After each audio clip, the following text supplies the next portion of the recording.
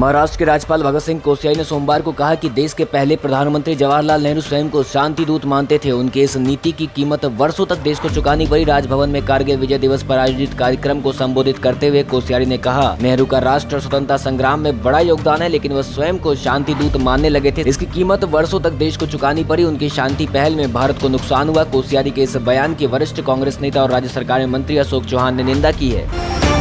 प्रधानमंत्री नरेंद्र मोदी ने मंगलवार को महाराष्ट्र के मुख्यमंत्री उद्धव ठाकरे को जन्मदिन की शुभकामनाएं दी और उनके स्वस्थ एवं दीर्घायु जीवन की कामना की। मोदी ने ट्वीट किया, महाराष्ट्र के मुख्यमंत्री उद्धव ठाकरे को जन्मदिन की बधाई। मैं उनके उत्तम स्वास्थ्य और दीर्घायु जीवन की कामना करता हूं। ठाकरे 61 साल के हो गए हैं। भारत ने ऑस्ट्रेलिया के खिलाफ पिछले मैच में करारी शिकस्त के बाद जोरदार वापसी करते हुए टोक्यो ओलंपिक की पुरुष हॉकी स्पर्धा में फूले में मंगलवार को यहां अपने तीसरे मैच में स्पेन को 3-0 से हराया। भारत की ओर से रुपिंदर पाल सिंह ने 2 जबकि सिमरनजीत सिंह ने 1 गोल दागा।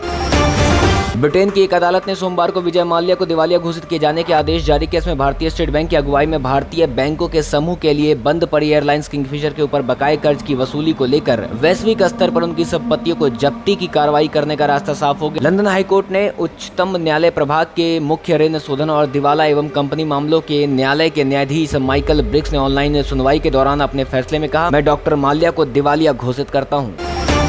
पाकिस्तानी विदेश मंत्री शाह महमूद कुरैशी और उनके चीनी समकक्ष वांग यी के बीच हुई बातचीत में कहा कि एक पड़ोसी होने के नाते अफगान स्थिति का चीन और पाकिस्तान का सीधा प्रभाव पड़ेगा। इसलिए दोनों देशों के लिए आवश्यक है कि आपसी सहयोग को मजबूत करें और परिवर्तन में प्रतिक्रिया दें। असम और मिजोरम के बीच सीमा विवाद के अचानक खूनी संघर्ष में तब्दील हो जाने से राज्य की संवैधानिक सीमा की सुरक्षा कर रहे असम पुलिस के कम से कम 5 जवानों की मौत हो गई और एक पुलिस अधीक्षक समेत 7 अन्य घायल। दोनों पक्षों ने हिंसा के लिए एक दूसरे को पुलिस को जिम्मेदार ठहराया और केंद्र के हस्तक्षेप की मांग की। इससे पहले असम के मुख्यमंत्री हिमंत बिस्व शर्मा ने दावा किया था कि झड़प में 6 पुलिसकर्मियों की मौत हुई। बाद में सोमवार देर रात असम सरकार ने एक बयान में मृतक संख्या में संशोधन किया और कहा कि 5 पुलिसकर्मियों की मौत हुई जबकि 50 से ज्यादा जवान घायल हुए हैं।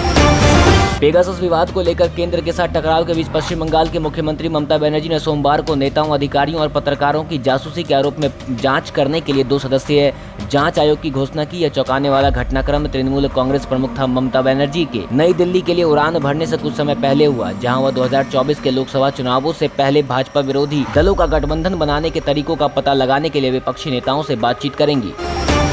पीओके में पहली बार इमरान खान की पार्टी बनाएगी सरकार। विपक्ष ने चुनाव में धांधली का लगाया आरोप। पीटीआई ने पीओके विधानसभा की 45 सीटों के लिए हुए चुनाव में से 25 सीटें जीती हैं। हालांकि विपक्ष ने इस चुनाव में हिंसा और धांधली के आरोप लगाए। देश के कई राज्यों में भारी बारिश का कहर जारी है, तो वहीं कई राज्य उमस भरी गर्मी झेल रहे हैं। कई दिनों से गर्मी में जी रहे राजधानी के लोगों को मंगलवार सुबह कुछ राहत मिली। दिल्ली के कई इलाकों में मंगलवार को बारिश हुई। मौसम विभाग का अनुमान था कि दिल्ली समेत हरियाणा और राजस्थान के कुछ इलाकों में 27 जुलाई को बारिश होगी। यूपी बिहार में भी मौसम करवट लेने वाला है। आईएमडी बिहार के लिए अलर्ट जारी किया है। यूपी में ग्राम पंचायतों में तैनात ग्राम रोजगार सेवक यदि नवनिर्वाचित ग्राम प्रधान के निकटतम संबंधी अथवा परिवार से हैं तो वह हटाए जाएंगे। इस पंचायतों में नए रोजगार सेवक का चयन किया जाएगा। अपर मुख्य सचिव ग्राम में विकास मनोज कुमार सिंह ने ऐसे ग्राम रोजगार सेवकों को हटाने का निर्देश जिलों के अधिकारियों और जिला कार्यक्रम संयोजन को दिए हैं।